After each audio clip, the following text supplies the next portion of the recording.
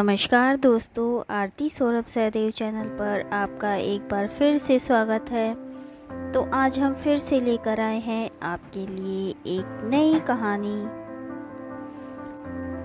तो दोस्तों, आज की कहानी है हमारी दानव केकड़ा और हाथी। तो चलिए दोस्तों, कहानी को हम शुरू करते हैं।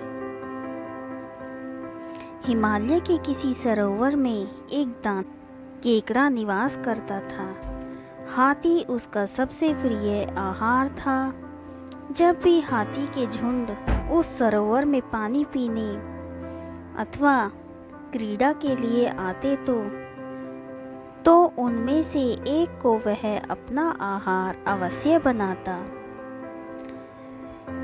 इसलिए हाथी समूह के लिए उस वन में जल का कोई अन्य स्रोत नहीं था।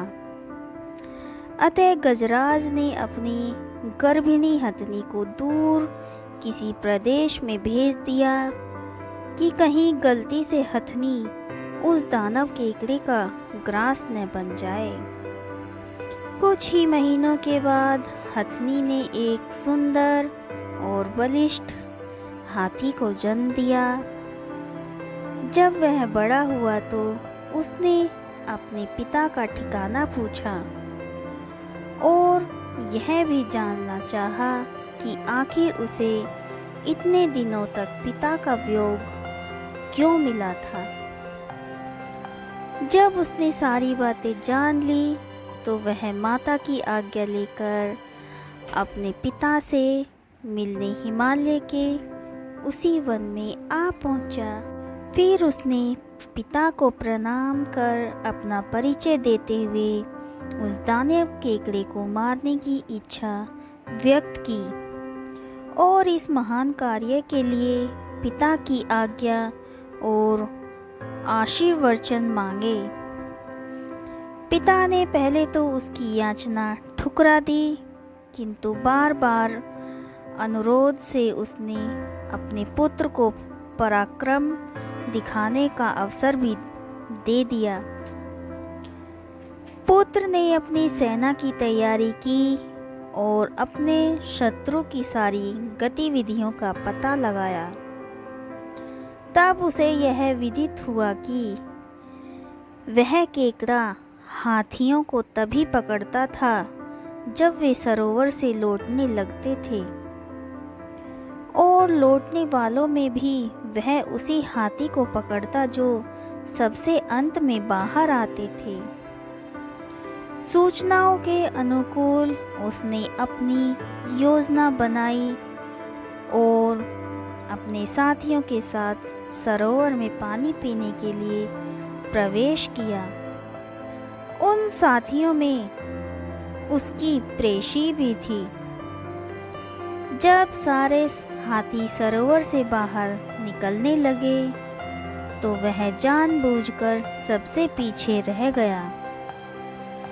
तभी केकड़े ने उचित अवसर पर उससे पिछले पैर को इस प्रकार पकड़ा जैसे एक लुहार लोहे के एक पिंड को अपने चिमटे में पकड़ता है।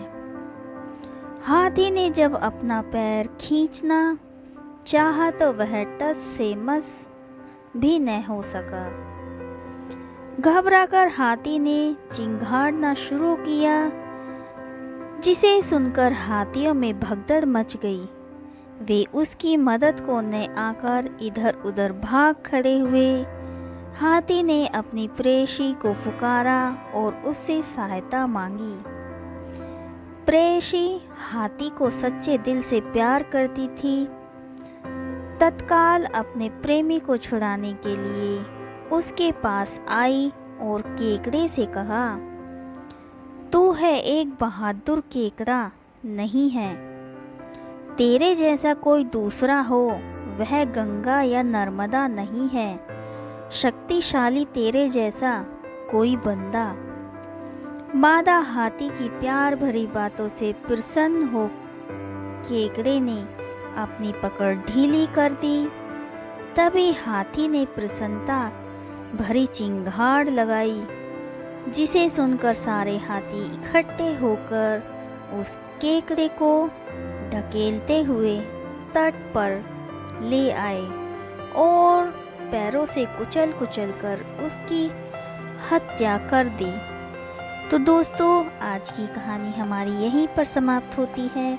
आज की कहानी आपको हमारी कैसी लगी हमें कमेंट करके ज़रूर बताएं। अगर आपको हमारी कहानियाँ पसंद आ रही हों तो उन्हें ज़्यादा से ज़्यादा लाइक और शेयर करें और चैनल को सब्सक्राइब करना ना भूलें।